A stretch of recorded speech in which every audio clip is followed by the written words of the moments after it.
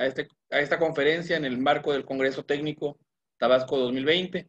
Agradecemos a nuestro amigo Aldo Juárez Domínguez por distinguirnos con dictarnos esta plática que nos va a servir a todos nosotros como ajedrecistas y pues para seguir aumentando nuestro nivel. Muchas gracias, Aldo, por la disponibilidad y pues por todo el apoyo que hemos tenido de tu parte. Muchas gracias y pues te cedo los micrófonos, Aldo.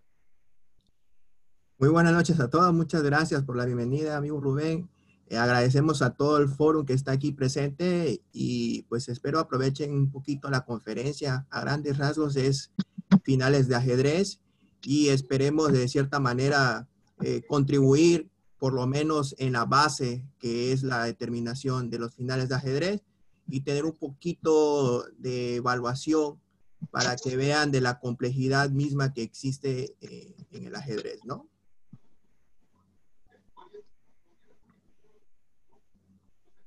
Comenzamos.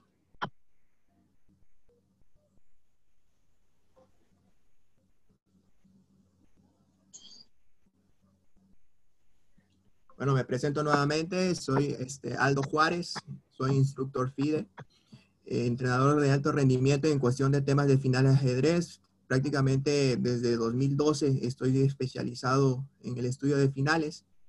Me he dedicado prácticamente a este tipo de metodología y puedo decir que me especializo nada más en esto, ¿no? Independientemente de las otras fases que también son importantes, me consideré como una de las partes prioritarias del trabajo en Tabasco y pues el día de hoy pues podemos decir que me congratulo de decir que disfruto mucho enseñar esta parte del ajedrez, ¿no? Bueno, ¿qué son los finales en general, no? Bien, se compone, yo lo pongo en 4 grandes rasgos que parece medulares. Es cálculo, creatividad, método y principios. En general, uno diría, bueno, el cálculo, pero si no que el cálculo tendría que ver más que nada con el medio juego. Pues no. Técnicamente hablando, el cálculo a grandes rasgos debe de ser un determinante en los finales de ajedrez. Se dice que aquel que es finalista es porque tiene que tener un gran contenido de cálculo para poder determinar infinidades de variantes o infinidades de finales que pudieran tener alguna repercusión en particular.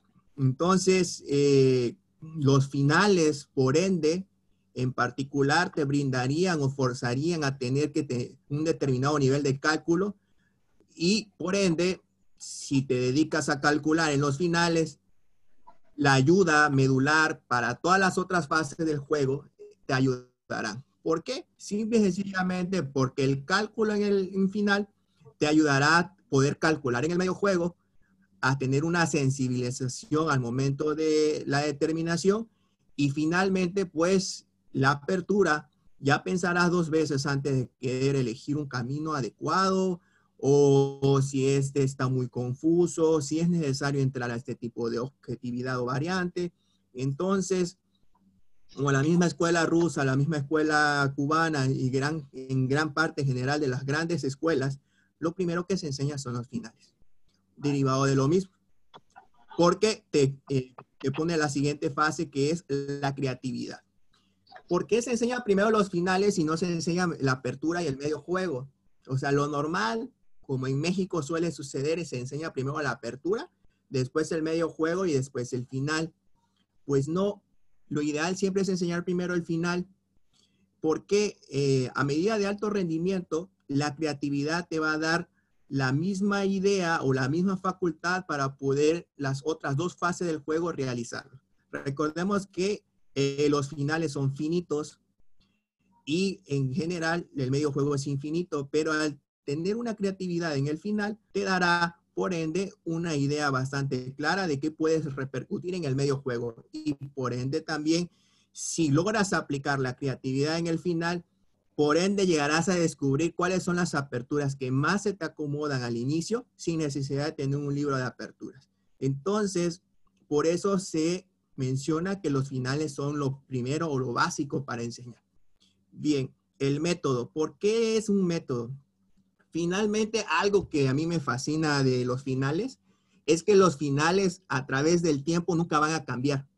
Entonces, al hacer un método, quiere decir que no te puedes preocupar de que, como en la apertura, de que fíjate que ahorita X jugador ya sacó una novedad. Entonces, a volver a estudiar a toda esa apertura para ver si realmente repercute o no en tu estilo de juego, en tu forma de determinar. Entonces, en cambio, al final pasarán los años, pasarán, y el método seguirá siendo lo mismo. Entonces, prácticamente si te dedicas a estudiar gran parte de los finales, tú sabes que te durará para toda tu vida ajedrecística. En cambio, con las otras dos fases, pues tienes que invertirle bastante tiempo. Más que nada que el medio juego es infinito, que nunca terminarías de estudiar el medio juego realmente. Y de la apertura, pues la apertura siempre va a estar en constante cambio y movimiento. Por lo tanto, esa es una de las grandes cosas positivas que tiene el final. Y el otro punto medular para determinar los finales son los principios. ¿Por qué? Los finales te marcan y te dictan principios, y eso te ayuda bastante a tener un juego congruente en la apertura, medio juego y final. Esto te ayuda bastante a decir, bueno, si en el final muevo una pieza o no, ¿qué puedo repercutir? Curiosamente, en los finales de ajedrez, un tiempo es bastante vistoso, cosa que en la apertura o medio juego no se pudiera ver. Entonces, ¿qué es lo que te ayuda a tener como principio? Tú sabes que en el final, en determinado momento, cada una de tus jugadas, y si pierdes un tiempo, sabes que puedes empatar o perder la partida.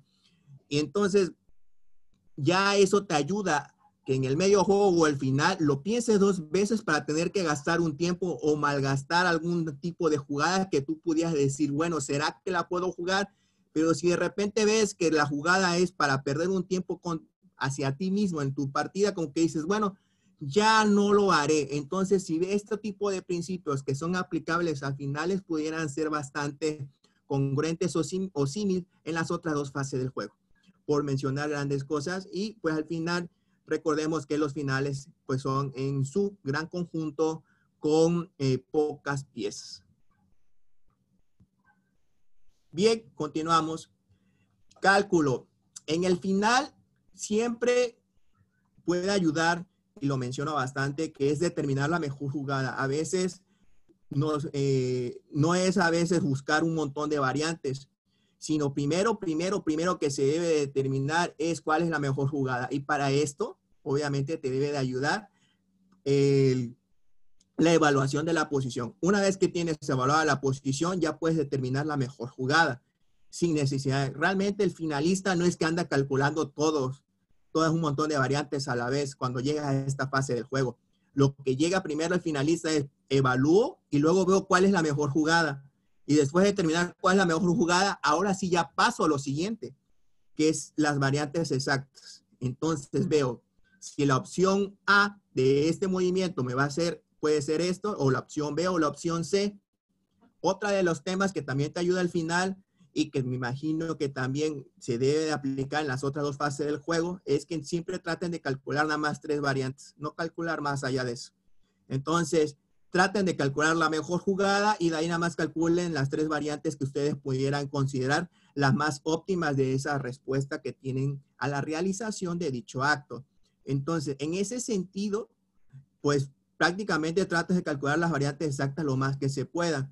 Como ya al término general son prácticamente pocas piezas o en general entre un 30-40%, puedes ir calculando lo más que puedan. Si es unas variantes forzadas, puedes ir poco a poco en tu mente tratando de visualizar ese final. Entonces, si logran tener una capacidad de cálculo como de 5 a 10 jugadas, estaría bastante bien, óptimo. Un gran maestro pudiera calcular, en esta fase del juego, quizás pudiera calcular hasta 15, 20 jugadas, si es verdad, en esta fase del juego, ¿no? Particular.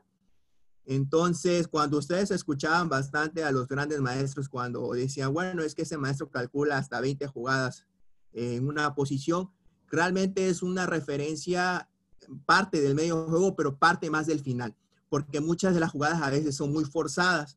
Entonces, técnicamente hablando, sí calculan a ese nivel.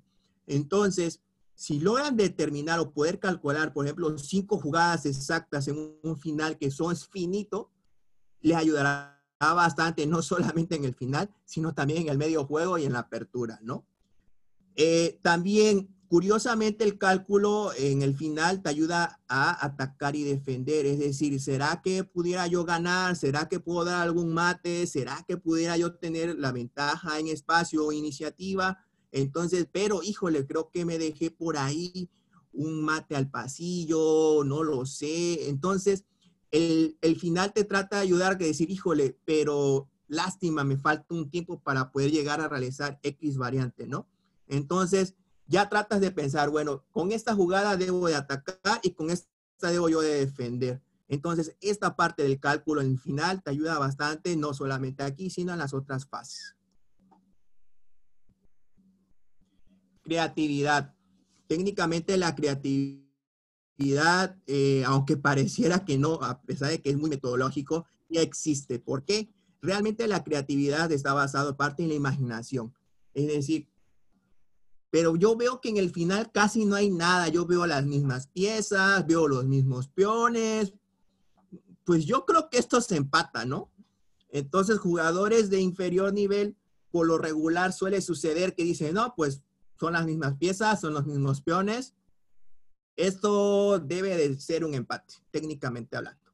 Pero no, la imaginación de decir, híjole, bueno, si materialmente hablando es exactamente lo mismo, aquí empieza a uno a imaginar, bueno, ¿cómo puedo yo crear dificultades al contrario en este momento? Entonces, lo que te ayuda esto es imaginar de cierta forma qué es lo que yo quisiera conseguir o puedo yo conseguir de este tipo de posición cuando existe una igualdad. Y en esto sí suele suceder como grandes maestros, por ejemplo, Karpov, Carlsen y por mencionar Vasily Smyslov, por mencionar grandes, Capablanca, que todos ellos tenían esa gran virtud.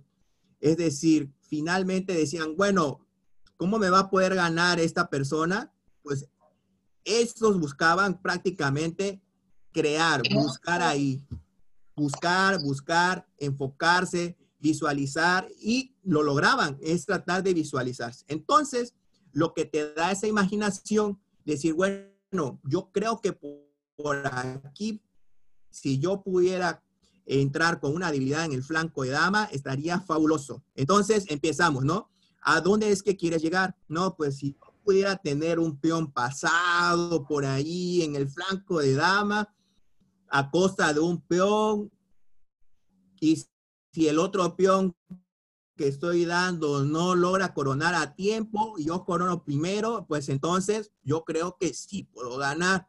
Y entonces ya viene la siguiente pregunta. ¿Cuál es el camino a elegir? ¿Hacia dónde me tengo que enfocar? ¿Hacia dónde tengo que dirigirme? Ya lo sé. Ahora es de elegir cómo llegar. Entonces, es bonito decir, yo quiero coronar, pero ¿y ahora qué camino debo de tomar para lograr a donde yo quiero llegar? Yo quiero que mi peón de A2 llegue a A8. ¿Cómo lo logro? ¿Cuál será el camino adecuado? Y es ahí donde empieza uno a buscar, a crear, a buscar tratar de llegar hasta donde puede uno llegar la imaginación. Entonces, por eso el final te da la creatividad. Yo, en mi particular punto de vista, cuando llego a posiciones muy igualadas, yo me siento súper cómodo porque es el momento de crear. Entonces ya no hay apertura, ya no hay medio juego, es la pura creatividad del contrario y mía.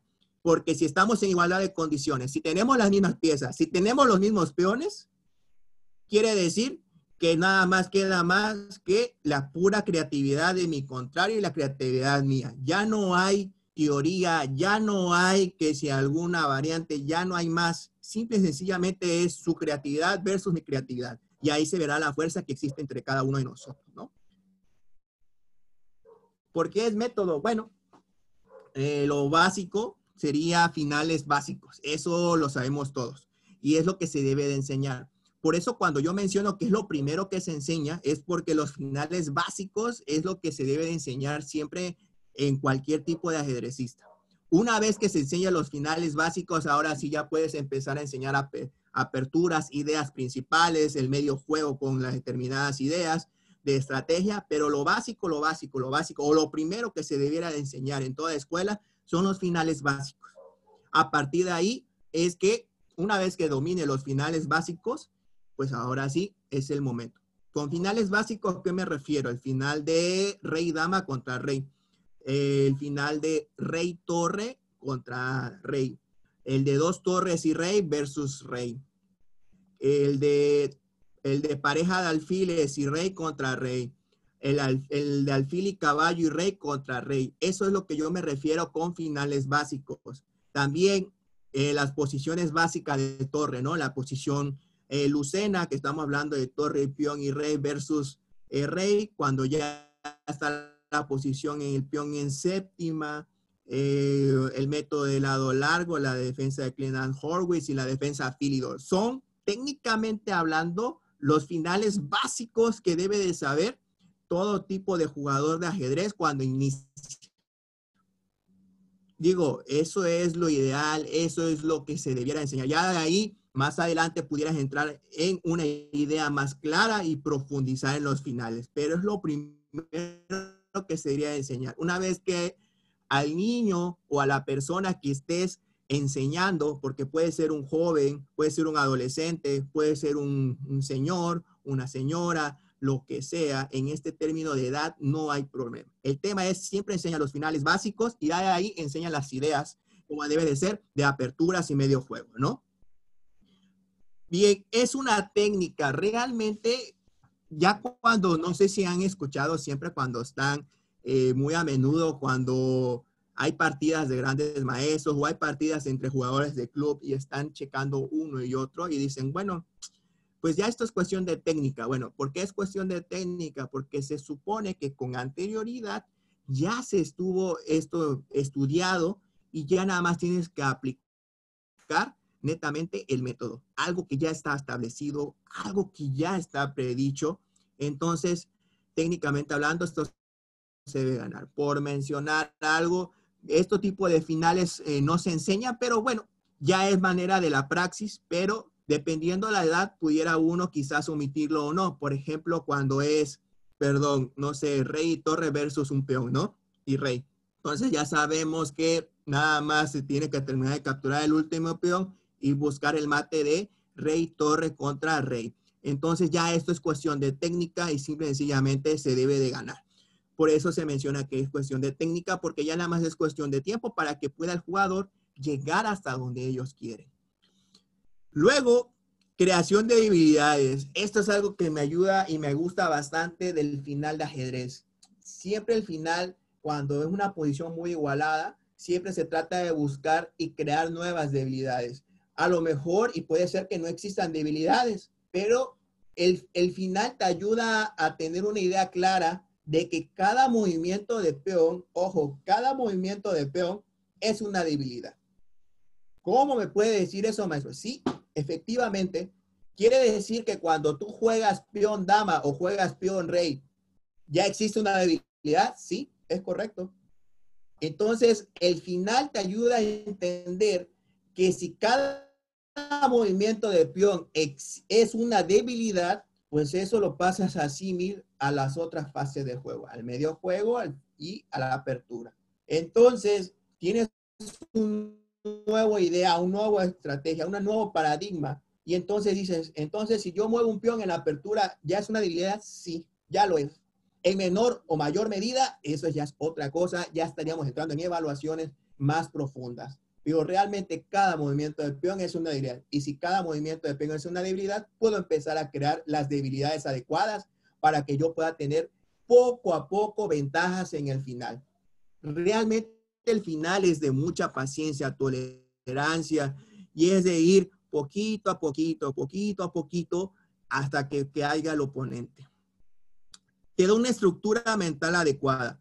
Cuando ya tienes una metodología para poder determinar o hacer una evaluación en un final, tú puedes decir, bueno, es el momento de tener, ¿qué es lo que primero que debo hacer? Evaluar la posición. Bien. Segundo, ¿qué es lo que debo ahora? Determinar la mejor jugada. Una vez, bueno, pero para determinar la mejor jugada, yo creo que hacia dónde quiero ganar. O primero tengo que ver el mate. o bueno, veré si gano una pieza, o mejor no, veré si le amenazo un peón. No, lo que te da al final es decir, vamos a ver tu orden de ideas, vamos a hacer la famosa planeación y a partir de esta planeación es que tú vas a determinar qué vas a hacer. Bien, ok, para empezar, ya sabemos que estamos en un final. Ya tenemos la capacidad para decir, estamos en un final. Ok, si ya estamos en el final, llega el momento de planear.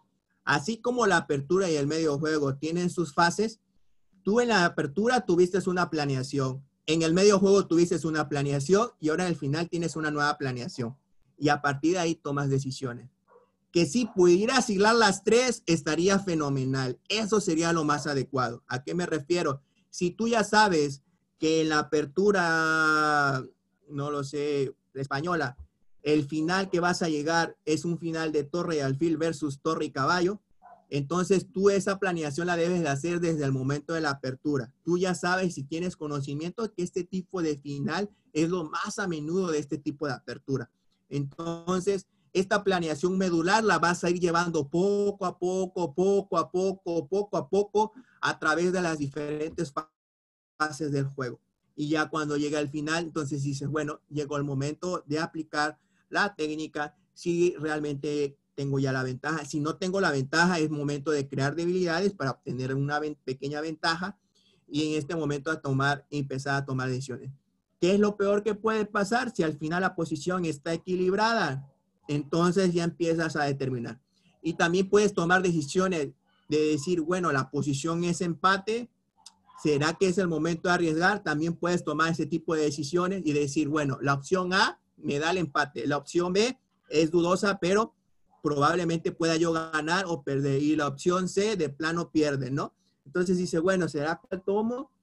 Eso dependerá del tipo de juego o el tipo de posición o en el torneo que estés establecido, porque y ahí tomarás la decisión. Y tú dices, bueno, pues bueno, está bien, me voy a arriesgar, voy a usar la opción B y a ver qué sucede. Puede ser que la pierda, puede ser que la gane, pero está muy incierto, porque hay ciertas posiciones en el final que tú puedes llegar a calcular, pero dices tú, esto es demasiado incierto, ya esto no se puede llegar a terminar más allá. Y en ese sentido es que tú tratas de tomar ese tipo de decisión. Pero ya es una estructura mental adecuada, no es el de voy a mover y a ver qué sucede. No es voy a mover y muy probablemente puedo ganar o puedo perder. O quizás se puede empatar, pero ya es un tipo de estructura mental en el que tú estás de acuerdo en qué realizar. Vuelvo al mismo tema de la estructura mental adecuada. Primero, mi planeación, hacia dónde quiero ir. Segundo, bien, si estamos igualados, crear debilidades. Tercero, ¿cuál es el camino a elegir? Y a través de ello, adelante, a calcular la mejor jugada. Después de calcular la mejor jugada, ir calculando las diferentes variantes que te pueden ayudar o presentar durante tu toma de decisiones. Bien, no sé si hubiera alguna duda hasta aquí, antes de que entren los principios.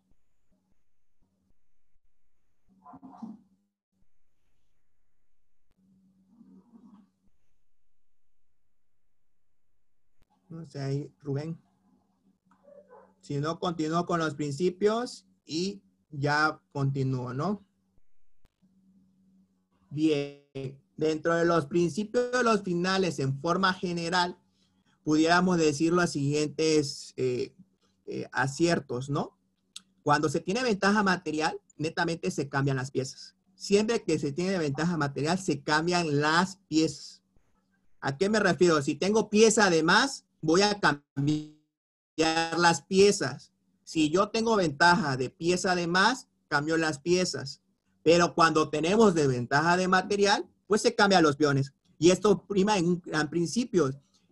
¿Por qué se cambian las piezas? Porque al quedarse el cambio de piezas, te quedarás con tu pieza de más, piezas de más, y por lo tanto tendrás la oportunidad de poder coronar y obtener mayor ventaja en ese sentido.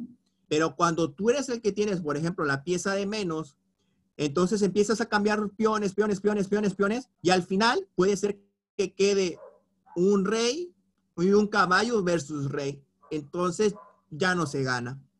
Entonces, en ese sentido, es como están estos tipos de principios. Recuerden que los principios son algo que están estáticos desde el punto de vista estándar. Siempre existirán, siempre es la base y perdurarán a través del tiempo porque ya son cuestiones establecidas. El rey es una pieza bastante importante. Entonces, el rey en la fase final siempre debe de tener altamente la actividad. Es siempre importante apoyarlo con los peones. Entonces, si los peones suben o los peones están al frente, el rey es quien los va custodiando o los va cubriendo a través del todo el tablero, ¿no? Entonces, el rey, por lo regular, no es que va a la esquina, no es que va al lado derecho, va al flanco de rey, al flanco de dama, siempre va al centro. Una vez que esté en el centro, se toma la decisión hacia dónde ir. ¿Me voy al flanco de rey? ¿Me voy al flanco de dama? ¿Hacia dónde existan las debilidades? ¿Hacia dónde puedo yo entrar? ¿Será que es conveniente entrar al flanco de rey? ¿Será que es conveniente el flanco de dama? ¿Será mejor conveniente contener la situación central? Entonces, en ese sentido, es que el rey es una pieza bastante importante. Bien, la torre siempre va detrás del peón, tanto en forma defensiva como en forma agresiva. ¿Qué me refiero aquí? Si el peón es nuestro, por ejemplo, nosotros somos blancas y tenemos un peón en A2 y nuestra torre está en A4, pues ya eso ya no se cumple. Entonces, lo ideal es que nuestra torre esté atrás del peón de A2 como un torre A1 y de ahí seguir avanzando. Por lo regular, esa es una de las grandes temas de principios. Y al revés, si nosotros somos negras y el peón contrario es un peón de A2, que el peón libre o el peón pasado, pues nuestra torre debería ir detrás del peón. En este caso, sería un torre A1, por ejemplo, ¿no? No al revés. ¿Por qué? Porque esta premisa, porque cuando el peón empieza a subir y si la torre está enfrente del peón, tiene menos margen de movilidad. En eso se basa realmente el principio de la torre, siempre detrás del peón. En cambio, cada vez que esté la torre atrás del peón, una vez que empieza a subir, siempre va a tener una casilla más para poder moverse. Y entre más avance, el grado de efectividad de la torre va a aumentar. Este es otro principio bastante medular. Más vale una torre activa que un peón de más. Si ustedes están sufriendo en un final con un peón de más y ven que muy probablemente puedan perderlo a pesar de que tienen el peón de más, pues mejor regresen el peón de más y quédense con la actividad de la torre. O si en un dado caso ustedes están muy presionados y ven que la iniciativa del contrario es demasiado fuerte ya en el final, pues mejor darle el peón por una actividad de una torre en séptima o una torre en segunda, vaya, según sea el caso, una torre en octava. Pero si eso te va a dar las tablas o inclusive hasta ganar, pues yo le doy el peón con tal de que tenga la actividad de la torre. Los peones son débiles cuando son aislados, doblados o retrasados. Por lo regular, tu estructura de peones va a definir tu final. Entonces, de acuerdo a cómo lo vayas realizando a través de toda tu partida, es decir, desde la apertura, medio juego y final, es como tendrás tu idea base de tu cadena de peones sobre qué vas a tomar. Entonces, ya cuando uno empieza a ver que dice, híjole, tengo los peones doblados, ya esto, si me voy al final, voy a sufrir mucho. Tengo peones retrasados, híjole, quizás la casilla que está enfrente del peón me va a perjudicar demasiado y en el final pueden poner una pieza o inclusive al mismo rey y puedo sufrir bastante el final, ¿no? Bueno, ni modo. Entonces ya ese pensamiento de final lo trasladas al medio juego y lo trasladas al final y lo trasladas a la apertura. Entonces tú dices, híjole, ¿ahora qué hago, no? A veces, ¿qué se suele hacer en esta toma de decisiones? A veces tengo el peón aislado y mejor te lo doy. Y cumplimos quizás con el principio anterior, ¿no? Es preferir una torre activa que un peón de más. Entonces mejor te lo doy. Si voy a estar sufriendo toda la partida por cubrir el peón y quizás acabo perdiendo, pues mejor te lo doy, pero que tenga yo una compensación. Por lo regular, la compensación está en forma de actividad. Bien, La torre, bueno, esto es lo mismo, se me había copiado el anterior. Y finalmente, el final no es un medio juego. Suele repercutir que muchas veces al momento de nuestras evaluaciones se pierde bastante la tipo de situación. Piensa uno que estamos en el medio juego y empezamos a hacer como que podemos combinar, que podemos sacrificar, que podemos ir tras de otro, pero no, ya estamos en un final y el pensamiento debe de cambiar. Es una nueva fase del juego y tiene uno que tener la paciencia y tolerancia para poder continuar. Es muy difícil saber la transición del medio juego al final, puede ser, pero a lo regular siempre uno debe tener bastante claro hacia dónde debe ir, hacia dónde debe enfocar. Y una vez que tienes identificada la apertura, medio juego y final, te ayudará bastante. ¿Qué es lo que se ayuda bastante para aquellas personas que son muy afanados de la apertura? Lo mejor para estudiar una apertura es primero enseñarle el final a la persona, jugador, al niño, al adolescente, o enséñale a jugar ese final. Y si ese final le es bastante cómodo, ahora sí, enséñale la apertura. Y si quieres, pues, y entonces ya le enseñas una partida modelo al niño, adolescente, el adulto, y le enseñas la partida modelo. Esto aparte es lo que te ayuda bastante y dirás, bueno, entonces ya sé que este final me agrada, entonces la apertura la voy a elegir.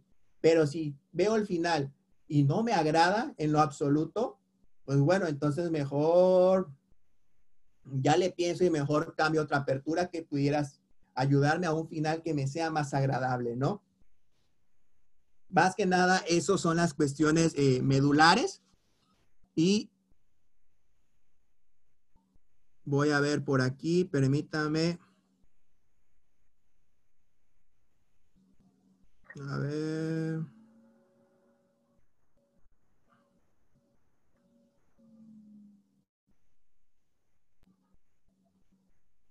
Bien, este es un final para que veamos la evaluación de la posición.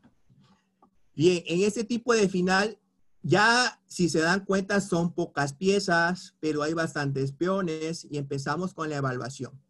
Les voy a dar unos 3 minutitos, bueno, unos 5 minutitos para que hagan una evaluación interna y ya después yo doy la explicación.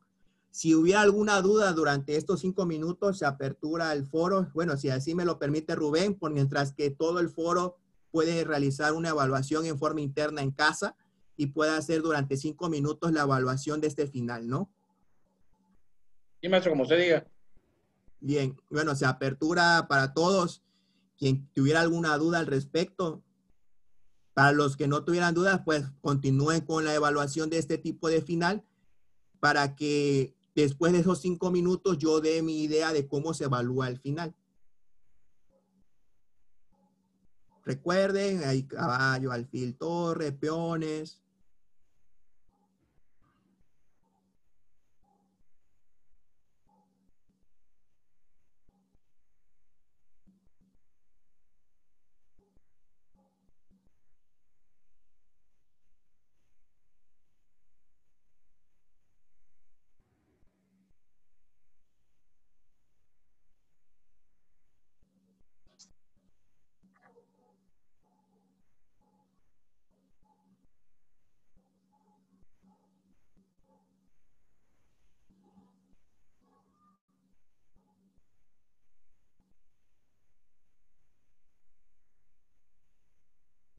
Ojo, vuelvo a repetir, es evaluación. Evaluación.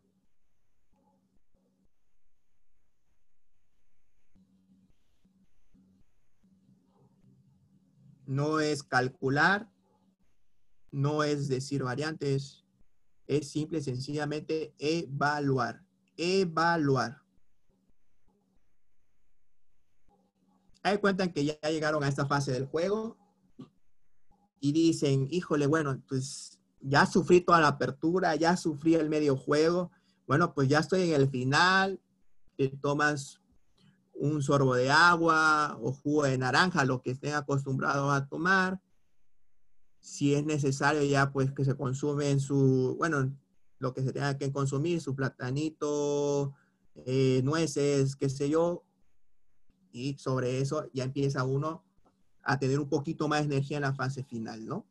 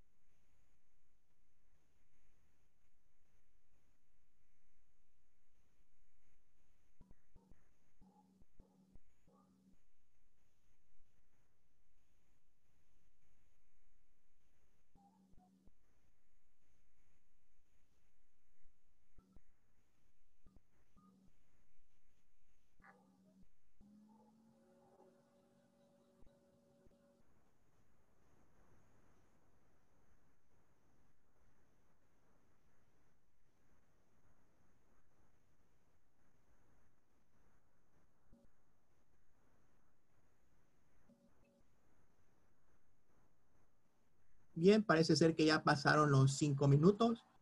Empiezo yo a dar mi opinión de cómo se evalúa el final. Primero, lo que siempre hacemos, y esto es normal y típico, es la evaluación numérica. Es decir, primero hay que ver si hay una ventaja material o no. En ese sentido, empezamos a contar como si fuéramos matemáticos nada más. Bueno, tenemos 1, 2, 3, 4, 5, 6 peones. Aquí son 6 peones. Y el rey contrario, y en las negras tiene 1, 2, 3, 4, 5, 6, 6 peones. Estamos igualados en peones. Tenemos 2 piezas menores, 2 piezas menores. Alfil y alfil, caballo, caballo. Torre y torre, y rey y rey. Si lo quieren ver en forma numérica, 1, 2, 3, 4, 5, 6. Esto en términos extractos o duros es 3 y 3, son 6. Entonces ya tenemos 12 puntos, más la torre que son 5, son 17, ¿no? Entonces tenemos 17 puntos, sin contar el rey. Y ahora contemos las negras. 1, 2, 3, 4, 5, 6. Más 3, 9. Más 3, 12, más 5, 17. Entonces, ¿qué es lo que hacemos? 17 menos 17 me da 0. Quiere decir que ventaja material numérica no existe. Quiere decir que existe una igualdad material en forma numérica, ¿no? Bien. Vemos que estamos en igualdad de condiciones a partir de este tipo de situaciones y no hay problema. Bien, ahora empezamos a evaluar sobre la calidad de los peones o estructuras. Bien, tengo 2 islas de peones. Esta es una isla de peones y esta es otra isla. O sea, son 2 islas de peones de las blancas. Y las negras tienen 1 y 2 islas de peones de las negras. Bueno, estamos en igualdad de condiciones en términos de estructura. Bien. Ahora nada más tendríamos que evaluar quién tiene más peones centrales. Bueno, yo tengo el peón de E y el peón de D como blancas, pero como negras yo tengo nada más el peón de E. Aquí ligerísimamente podríamos decir que dentro de la cadena de peones las blancas ganaron quizás un medio punto o 0.05, 0.04 más o menos. Pero esto ya es cuestión de máquina, ¿no? Pero bueno, esto ya se va ganando en base a la experiencia. Pero generalmente dice, bueno, pues tengo un peón central más que el contrario, ya me tiene que dar una pequeñísima o ligerísima ventaja estructural en cuestión de los peones. Bien, veo ahora qué alfil es mejor que el otro. En las evaluaciones de finales, los alfiles siempre estarán mejor cuando sus propios peones no les estorben. ¿A qué me refiero? Este alfil, por ejemplo, es de casillas negras. Y entre más peones estén en blanco, el alfil de casillas negras es bastante fuerte. Empezamos a contar. 1, 2, 3, 4. Tiene 4 peones en blanco y 2 en negro. Ahora valoramos el alfil de las blancas.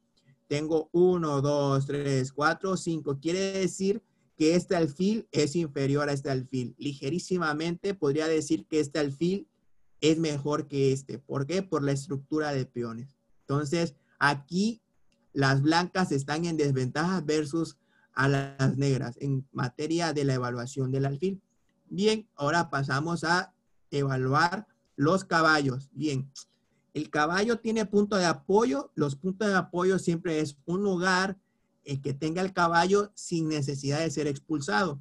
Bien, punto de apoyo de parte de las blancas del caballito, no lo alcanzo a distinguir, pero pudiera ser un E5, un C5 o un F4 o un C4, pero si fuera un C5 siempre tendrá un B6.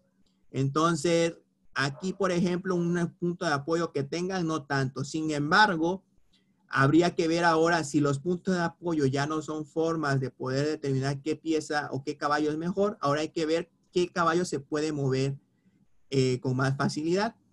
Entonces vemos que el caballo puede ir a blanco, puede ir a F4, puede ir a C1, puede ir a D3 y puede saltar a C5, D5 según sea el caso, ¿no? Inclusive puede ir a C4, A5, o sea, tiene bastante movilidad. En cambio, el caballo de las negras no tiene un punto de apoyo que pueda ayudar de cierta manera en algún momento. Entonces, no hay algo que me repercute. Uy, perdón. No hay algo que me tenga bastante, que me ayude bastante. Se me está moviendo. Cancelar. Que pueda yo tener de apoyo en una de estas ideas. Entonces, al no tener, técnicamente hablando, algún apoyo, pues no existe, ¿no? Bien, en ese sentido, como no existe tanta movilidad por parte de las negras, pues bueno, quiere decir que este caballo blanco es mejor que este caballo. Entonces, en este sentido, yo gané en la evaluación de las blancas este caballo versus este caballo. Ahora vamos con las torres. Se dice que las torres son más fuertes cuando están en columnas abiertas. Entonces, ¿cómo se cataloga una columna abierta? Cuando no existen peones en la misma. Entonces, valoramos. La torre blanca está en una columna abierta. Es más, la torre blanca está en una columna que la única que lo está dominando es la blanca. Y las negras tienen una columna semiabierta. Cuando es columna semiabierta es una columna que está bloqueado por un peón enemigo. Entonces, técnicamente hablando, pues, quién esté mejor o no sería la torre. Entonces, sobre este tipo de situaciones que se están viendo. Tienes que marcar, hijo, que tú lo quieres ya está listo. ¿Quién entró por ahí? A ver, ya quitaron el micrófono, gracias. Entonces, sobre ese tipo de situaciones es como se evalúa. Bien, entonces entramos en un detalle. Ahora vamos a ver sobre la movilidad de los reyes, ¿no? El rey blanco parece ser que puede llegar tranquilamente al centro. No encuentro forma tan sencilla, quizás por G2, F3, E4, inclusive si existiera un F3, un E4, en alguna de las ideas pudiera entrar rápidamente al centro, ¿no? Que es lo que habíamos puesto como principio. Ahora hay que valorar si el rey negro tiene la facilidad de entrar netamente al centro o no. No lo veo tan claro. Tendría que mover, por ejemplo, el peón F. Y si mueve el peón F, por ejemplo, a F6 para entrar F7, E6, D5, ya estaría estorbando la movilidad de este alfil. Entonces, en ese sentido, ya estaría estorbando la movilidad de este alfil, ¿no? Entonces, ya de cierta manera te quedas así como de que será, no será. Entonces, si llegara a mover, por ejemplo, el peón a F6, ya este alfil pues quedaría netamente tapado, ¿no? Bien.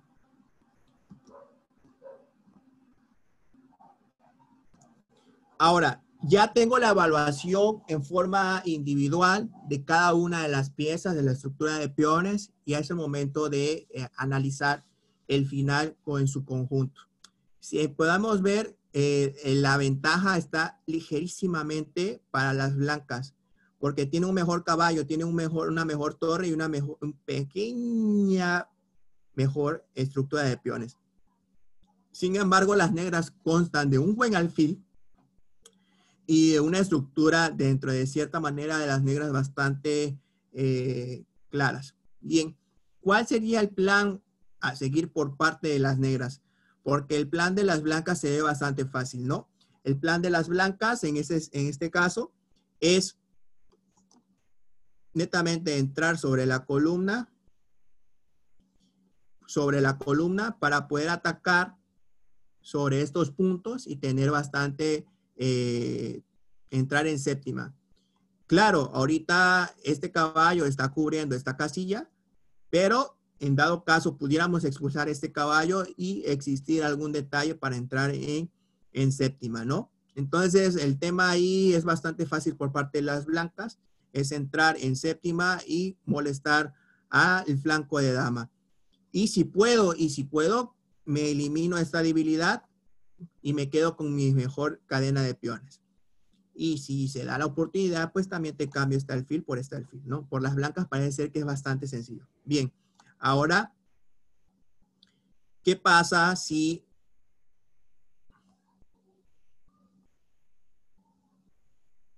en ese sentido, qué pasa si ahora el plan de las negras?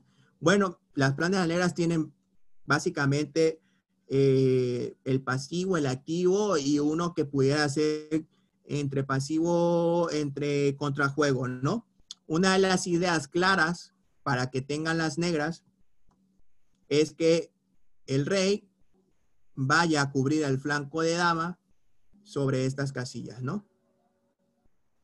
Esa es una de las grandes ideas que pudiera hacer, pero son bastantes tiempos y quedaría bastante pasivo o llegar hasta este punto. Entonces, llegar a este punto sería una de las ideas, pero llegar a este punto prácticamente,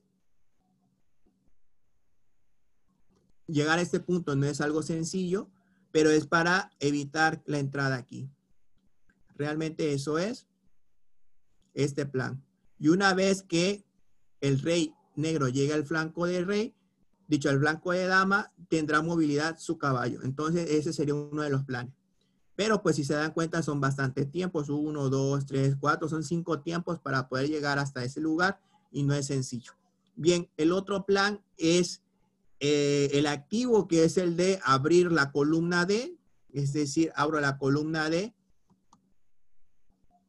mediante el rompimiento central de 5 y tratar de que esta torre tenga la columna abierta y poder maximizar la acción de mi torre, ¿no? Ese es uno de los planes. Y el otro, ese sería el plan activo. El plan pasivo es el de llevar el rey a B8 y el plan activo de romperse. Y el otro plan, que es de contrajuego y un poquito tardado, pero también es defensivo, es la de mover la torre sobre B5 para atacar la debilidad o la única debilidad marcada por parte de las blancas, que es B3. Entonces, desde aquí la torre estaría atacando y a la vez estaría defendiendo el peón de B7, ¿no? Entonces, esto es lo que te ayudaría bastante.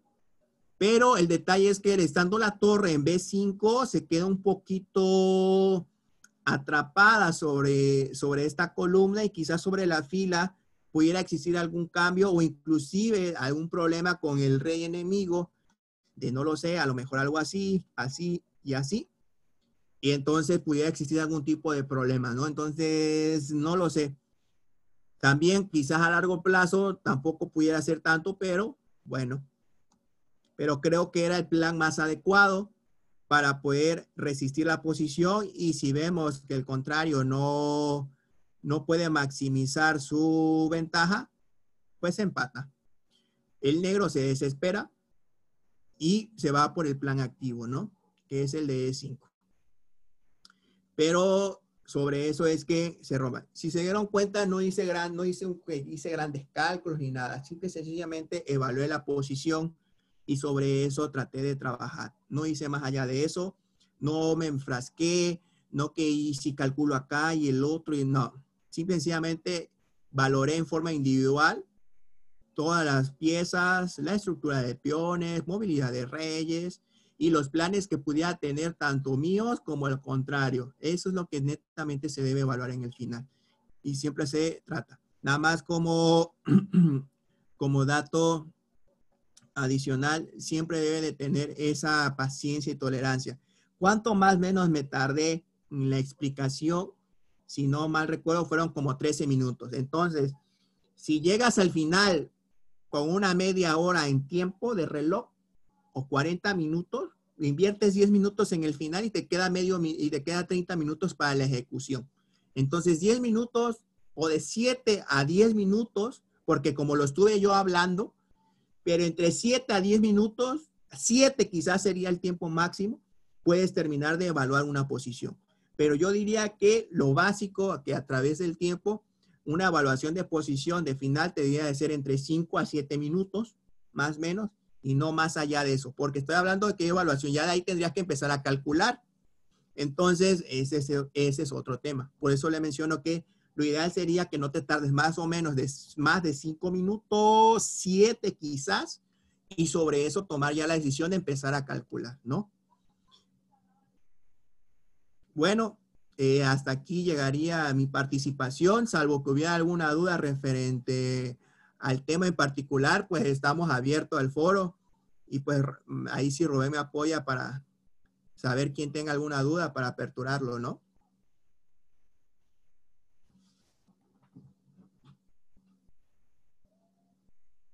No sé si alguien tenga alguna duda al respecto. Hola, hola, buenas noches. Es Rodolfo, ¿verdad? Sí, buenas noches. Sí. Mucho gusto, saludos desde Guerrero. Mi pregunta es, hace un ratito sobre los finales básicos.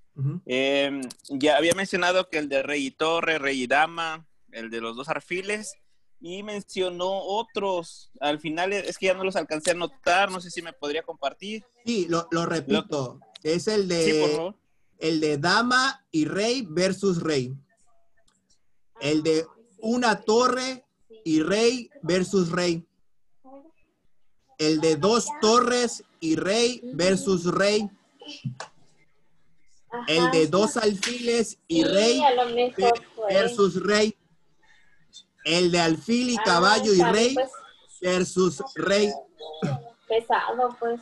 Y luego mencioné los finales básicos Pues, con las torres, la posición lucena. Ajá, le voy a ver si le encuentro. El método largo, la defensa Philidor y la defensa Klein and Horwitz. Esos son los básicos. Los básicos, súper básicos. Ya de ahí hay básicos avanzados, pero bueno, eso ya se le puede hacer con más, como el final de torre y alfil versus, el de torre y caballo o torre y alfil versus rey, ¿no? Entonces ya esos son finales un poquito más sofisticados, básicos pero sofisticados. Ok, muchas gracias. Y disculpe, ¿algún libro que recomiende usted para practicar? Sí, de los libros que yo recomiendo de inicio son el de los 100 finales que hay que saber, 101 finales que hay que saber de Jesús de la Villa. Ese es súper básico y considero que tiene muy buena metodología. Es un autor español. Bueno, muchas gracias, saludos y gracias por compartir sus conocimientos. De nada, hasta luego, Rodolfo. Gracias por estar aquí. ¿Alguien más que desee hacer alguna pregunta al maestro Aldo?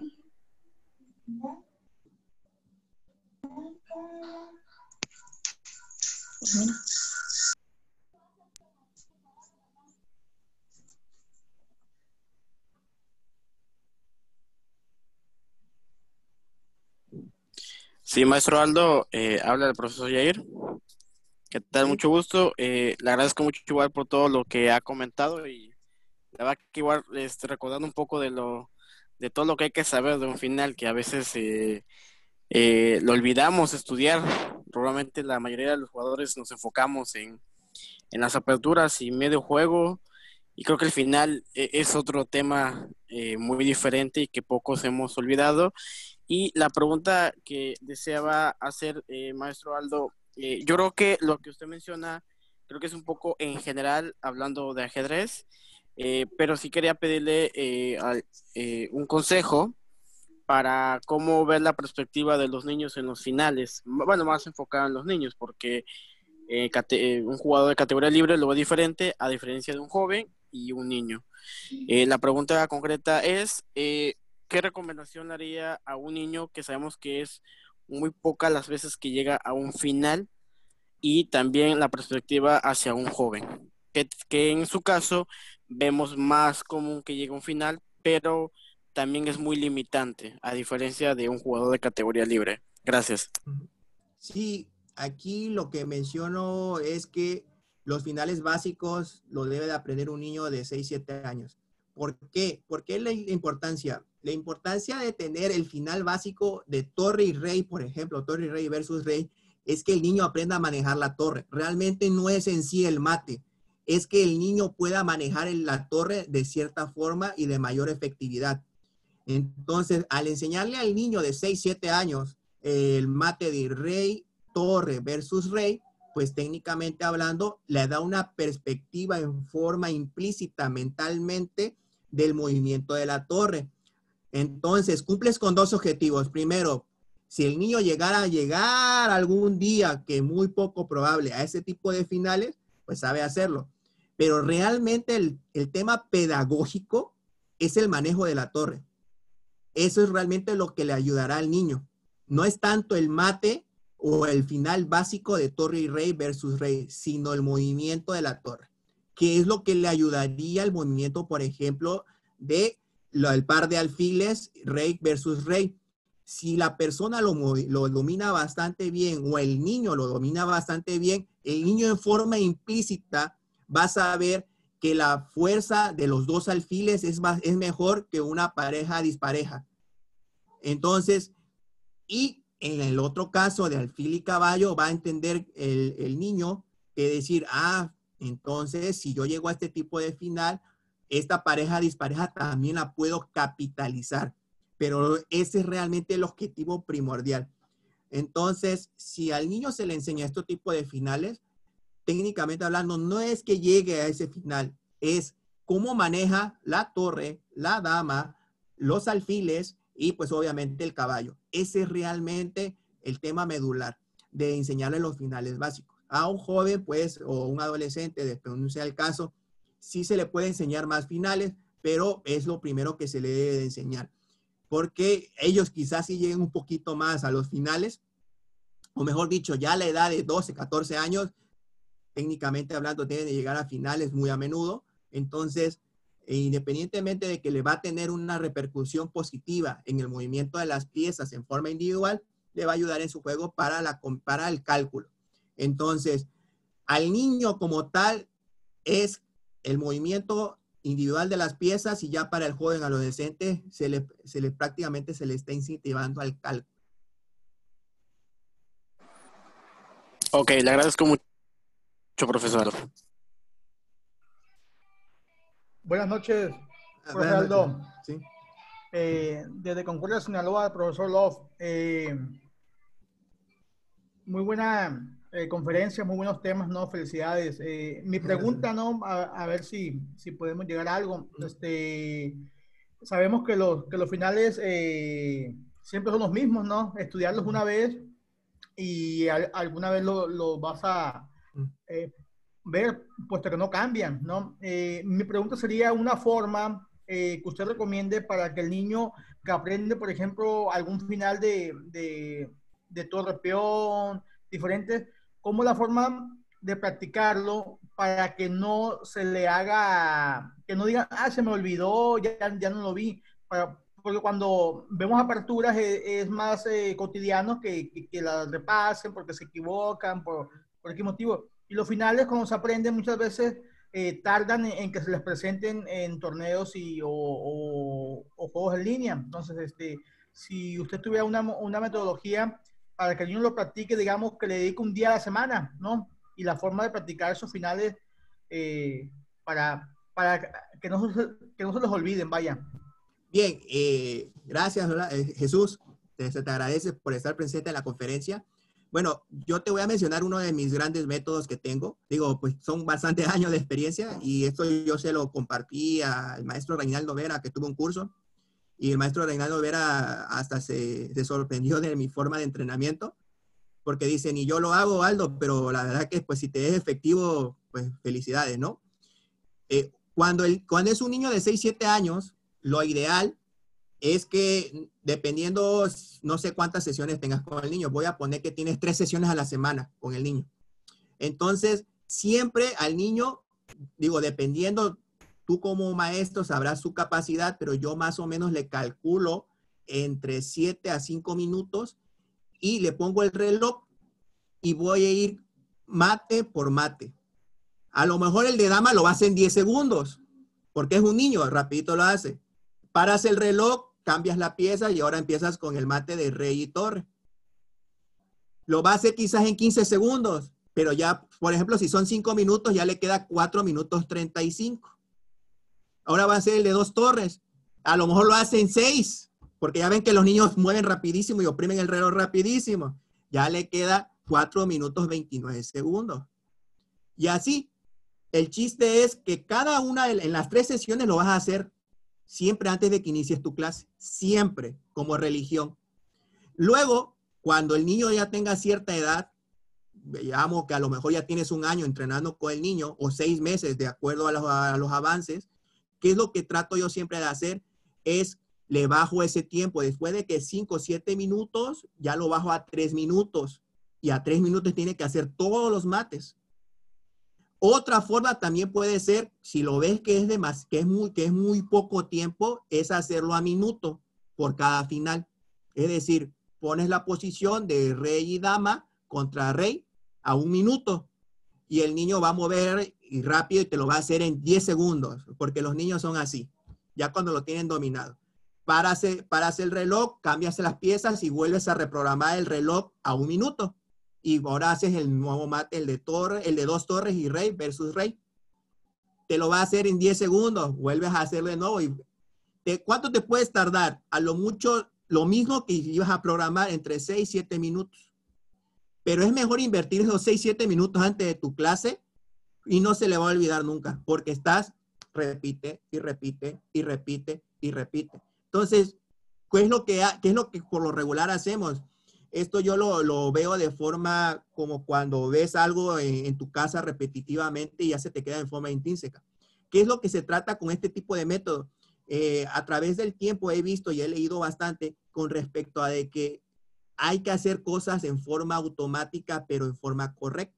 Por ejemplo, el día de hoy estás respirando, pero no estás pensando en respirar. Es lo mismo con los finales. O sea, llega el momento en que ya lo haces en forma natural y ya no necesitas técnicamente hablando pensar, sino ya es técnica, instinto, ya lo tiene bastante. Ya de cierta manera, cuando veas que el niño lo maneja bastante bien, pues lo que puedes hacer es un día sí, en la otra sesión no, pero yo lo regular es cada sesión que yo tengo con el niño, le invierto 5 o 7 minutos ahí. Y bueno, digamos que un día se equivoca, porque sucede. Ay, maestro, que se me acabó el tiempo. 1 minuto fue muy poco, cuando tú sabes que en otros días lo hizo en 10 segundos. Se le olvidó lo que te dijo, ¿no? Se te olvidó. ¿Qué es lo que yo hago? Yo digo, ese es mi método. Si a ti te sirve, adelante, ¿no? Yo hago que repita 10 veces la posición hasta que le salga 10 veces consecutivas. Si en la 9ª se equivoca, vuelve a repetir. Hasta que le salga 10 veces consecutivas.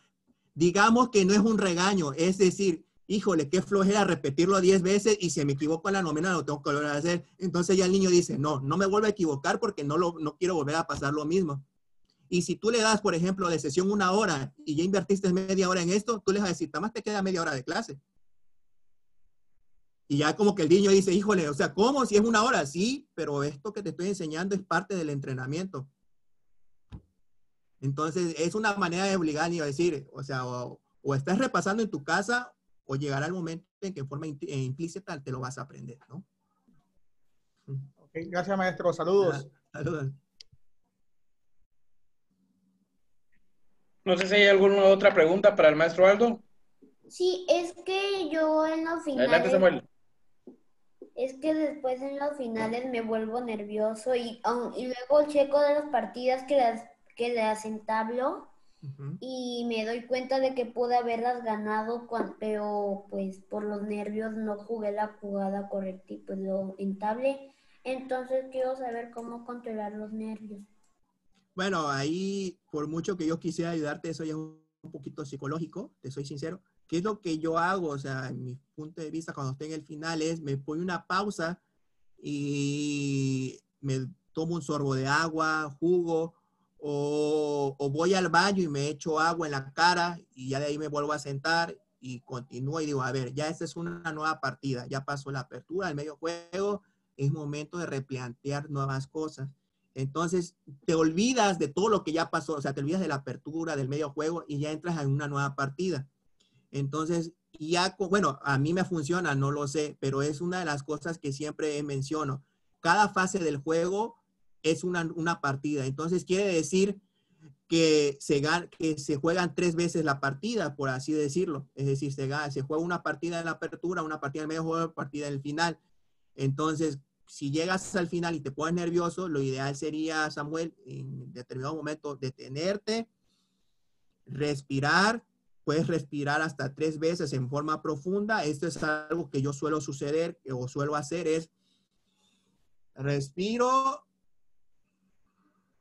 y luego exhalo. Lo hago 3 veces. No lo haces más allá de 3 veces. Cuando lo haces más de 3 veces te puedes tener alguna repercusión. Entonces solo se hace 3 veces ese tipo de respiración profunda y con eso tranquilizas tus nervios y vuelves de nuevo a determinar en el final. Si esto te sirve, es adelante. Estas son técnicas de respiración que se suelen hacer.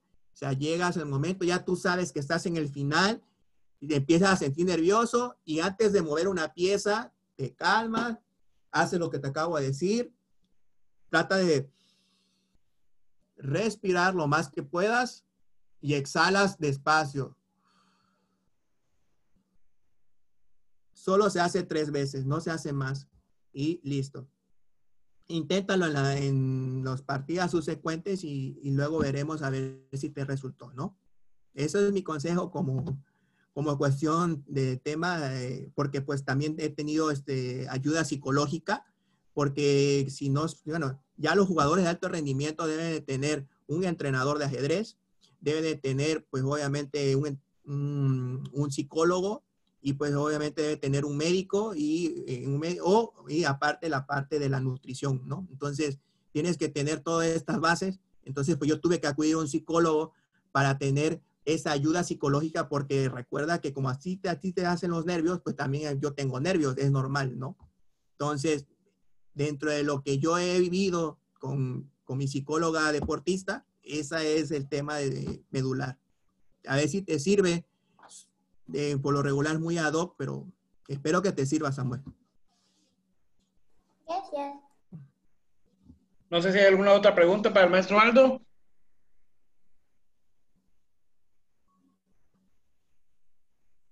Bueno, pues si ya no hay más preguntas, agradecerle al maestro Aldo su disponibilidad por estar en esta charla con nosotros, que sin duda alguna va a repercutir en los niños, en los jóvenes de ajedrecistas, no solo de Tabasco, no solo de México, sino de algunos países que nos acompañan. Y a todos los que llegaron hoy, pues los invitamos mañana a la conferencia. Va a ser a las 7 de la noche, va a ser con el doctor Mario Ramírez, que es el presidente de la federación. Y el sábado tenemos tres conferencias más. Va a ser la del ajedrecista resiliente, que se cambió la fecha.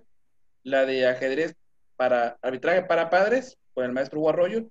Y el de chess base, introducción al chess base, con un maestro Fernando Albarracín de Argentina. Pues si no hay más, muchas gracias a todos. Nos vemos el día de mañana. Cuídense todos. Nos vemos, gracias. Adelante.